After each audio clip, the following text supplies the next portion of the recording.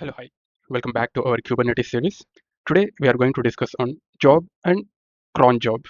We will be seeing what is Job and the key features of Job, and what is CronJob and real world use case for CronJob, and the difference head-to-head comparison for Job and CronJob, and where exactly the production use case for Job as well as CronJob, and a quick overview or recap about the CronJob as well as Job. So let us deep dive into our today's discussion. First thing, Job as well as cron job both are used to run the tasks within the Kubernetes. So for one-time tasks, we use the job, and for scheduled as well as automation, we use cron job. Okay, so let us deep dive into more about what exactly the problem. Okay, where exactly the job or cron job is used. Okay, let us understand the problem. The problem was actually, not all the worker loads run forever. Some run one time and some run continuously. Okay, so here deployment will runs the pods continuously. So it is a great fit for web servers. But how about the one-time database backup activities? Then the deployment will not going to work in this case, right? So especially in the case of backups, let's say if you wanted to run a backup job that need to be run as well as stop. Okay, it's like once in every midnight or complete and exit kind of things. That is where exactly the problem with the deployment. And also for data processing has a clear end. Okay, so especially uh, in the data processing, that need to just to process a file, generate a report, and then its job was done. Then that need to kill them. I mean, no need to live that particular pod. Okay, in that case, obviously we cannot run that workload forever, right? And also with respect to the deployment, that would restart completed pods. Okay, so I mean deployment would restart the completed pods. That means deployment thinks whenever the task was completed, then it feels like it was stuck or failed, let's restart. So it's keep running the same forever. And here is the solution. Job is the one which helps for one-time tasks or activities, and cron job is the one which helps for scheduling the recurring tasks. Okay, so here you can see deployment works in this way. If we have a web server which continuously need to run, okay, forever that needs to be run, in that case deployment works. Let's say here we have a one task which need to complete or which need to be done only once the task was done, then again in the deployment, if you go with the deployment approach, then it will try to restart again and again. Okay, so that is not our actual task, right? So now let us understand how about the job. What is a job? In Kubernetes, this is one of the object. It runs a task until it completes. So it creates one or more pods to run the tasks, and it will tracks whether they finished or not. And it will ensures the task runs successfully. So if a pod fail, the job is created. I mean, job creates a new one. Okay, and it will keep trying until the success. Once it was success, it won't try to create a new one. That is the pod job. Okay, and also it retries on failure also. So you define there is a concept of back off limit. That means how many times to retry before giving up or before it was stopping that activity. Okay, so how many attempts, let's say if it is 3 attempts, till the 3 attempts it will try, still it fails, then it will leave. Within the 3 attempts it will if it is success, then that is going to work. Okay, and also it is going to stops after the completion. As I said, once all pods are completed successfully, so jobs will mark itself as done and stops gracefully. Okay, and the key difference here was, unlike deployment, a jobs pod completing successfully is desired state. In the deployment, if the pod completed successfully or done its task successfully, deployment things like it failed and try to restart. Okay, and in the job case, it is not a failure to restart. So it is just a kind of indication. uh, Desired state achieving is the completing the job successfully. Okay, so this is the job execution flow. Once initially the job was created, let's say we have a job.yml file, we are going to apply through using the kubectl apply -f, then this job.yml file. Here the pod is created and runs. That means the tasks executes inside the pod. If it fails, then a job will try to auto recreate. Okay, then if it was completes, then uh, the job itself mark as success and it will exit. Okay, so here pod will kept for longer inspection, and the job history is retained for inspection purpose. Every history we can see in the job. Okay, and now let us see some key features. First thing was key features of the job. First thing was one time execution. Especially we are going to use the job to run a task once and that need to be stopped. It is perfect for migration tasks, reports generation tasks, data import tasks, and retry on failure tasks. Especially, this is one of the key feature. It is as I said, back off limit is the one. It will tries up to 3 times before it declaring a failure. And also parallel execution. There is a concept of a parallelism. Here you can see the job YAML example file. There is a parallelism, back off limit, as well as completion. Okay, and parallel execution basically to run 4 pods at once and completes the process faster.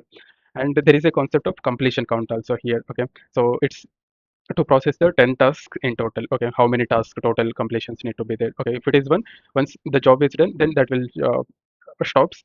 If it is 10, it will wait till 10 should be completed. Okay, and this is how exactly the parallel jobs works. Pod 1 is running, pod 2 was running, and pod 3 is creating, and uh, in pod 3 also simultaneously runs. Okay, and retry on failure. Here this is the right back off limit. So if we kept the limit as 3, it will tries till 3 limits before it declaring a failure. Okay, here if let's say first attempt fails, it will try for like second attempt. If second attempt also fails, it will try for third attempt. And if second attempt itself success, then it won't go for third attempt. Okay, so this is the key features of a job. Now let us understand what is a cron job. So it is also a Kubernetes object where it runs your jobs on a defined schedule, especially specifically when to run by using a cron expression. We can run every midnight like that. Okay, and it is very much similar to the Linux cron job, where if you know the Linux cron tab, you already understood the cron job, and automates the repetitive tasks. This cron job is going to help. So since sorry we are going to set it once. The cron job we are going to define only once, and it runs continuously forever at scheduled time or scheduled intervals. And also it creates a new job each time. So every schedule will triggers a whenever every schedule triggers, it creates a fresh job, and that job is responsible for creating a pod internally. Okay, so this is the example of cron syntax to run uh, on every day 2 a.m. Okay, so I will discuss more about this. Yeah, here is the explanation about what is the indication of this cron job. Sorry, not here, in the next page, I guess. Yeah, here if you see, let's say if you wanted to run this particular pod Monday 2 a.m., we can run that. Tuesday 2 a.m. this pod, Wednesday 2 a.m., Thursday, Friday, like that. Each and every cron job we can create once and we can schedule. Okay, so each and every cron job will create a new job, and that new job is responsible for creating the new pod. Okay, now let us understand the real world cron job scheduler. Okay, how it is going to work, what is the indication of stars in that. Okay, so first thing was, let's understand the cron syntax first. There is a 5 stars in this. First star indicates the minutes, second hours, third days, and fourth month, and fifth week of the day. Like let's say uh, Monday, Tuesday, like that. Okay, Monday indicates 1, Tuesday indicates 2, like that. The number will be indicated. So let's say if you wanted to schedule for every night means uh, every day it should come. That means a star here. Every month that would be star. Every week of the day that should be star. And here we are not going to like giving a star for minutes and hours. Why? Because it will run each and every minute if you give a star. Okay, so that is the reason we are specifying 0 and 0 for minutes and hours. Why? Because it runs at 0 hours and 0 minutes. That means at one day we can say. Okay, every midnight whenever time becomes 0. And let's say if you wanted to run every 5 minutes, in that case minutes star by 5 minute, right? Monday 8 a.m. If you see here, this is the hours, right? Then exactly minutes should be 0. That means 8 hours at that time need to we need to run. And Monday, as I said, 1 will be the number, and every I mean, here if you see, the third is star. Why? Because it specifying every day, and initially here at the end we are specifying Monday. Okay, that means it will take Monday only, not the every day. Okay, every Monday it will take, not every day morning 8 o'clock. Every Monday morning 8 o'clock. And here is the a little more about here, whatever we just seen here. Let's say if you wanted to have a daily database backups, in that case we can run every midnight by using the cron syntax. Let's say if we wanted to go with weekly analytics report, in that case every 5 minutes we can, sorry, every Monday 8 a.m. we can run the job. And hourly log check cleanup, that means um, this is the one. Okay, so each and every hour it is going to clean the logs. And every 5 minutes data sync, so this is the every 5 minutes data sync example. Okay, so if you wanted to sync a inventory data from external APIs for every 5 minutes, in that case we are going to use, this is the some real world use cases of cron schedules. Now let us see a quick comparison about the job as well as the cron job. First thing was, job is a one-time task runner, and cron job is a scheduled task runner. Multiple times we can run that. Okay, and it runs exactly once. It runs on a schedule. If we schedule for 5 minutes, every 5 minutes it runs. Every Monday it runs, and it retries on failure. There is a concept of how many times we need to retry. Here it creates a new job on each and every time, and that job is responsible for pod creation. Here, job will stops whenever the task was completed. Here, cron job will repeats automatically forever, whether is it success, failure, no matter. Okay, and here in job case, it supports parallel pods. That means simultaneously 4 pods also we can run. And here in cron expression also we can create multiple cron expressions. And job case, it should be triggered manually, and in the cron job case automatically, it based upon the time it will trigger. Okay, so this is the example of your cron job. Okay, it is running based upon the timeline. Sorry, the timeline should be this, and once it was done, then it will stop. So if in the cron job case, the timeline is daily or whatever we are specifying. Okay, and we can, that might be infinity also, we cannot say the task was done. Okay, it runs repeatedly on schedules. And one key relationship here was between the job as well as cron job was, cron job is a job scheduler, so it creates and manages the jobs on a time based schedule. Okay, so within the cron job, job should be there. Okay, so just by we are using cron job just to schedule for making a automation purpose. Now let us understand a real world production use cases of jobs as well as cron job. As I said, it is a one-time task, job was, and especially for database migration. Let's say if you wanted to run a schema changes when deploying a new app version, in that case, one-time activity we can do this. And let's say if you wanted to perform a batch data processing, so we are going to process a large CSV file and import the data into the database. In that case, batch processing is done only once. And one-time setup tasks, especially let's say if you wanted to initialize a database with a seed data on first deploy, that is a one-time activity. And send a notification batch also, sends a emails to all the users for an important announcement, that is a one-time activity. And coming to the cron jobs, it is a, as I said, it is a recurring task.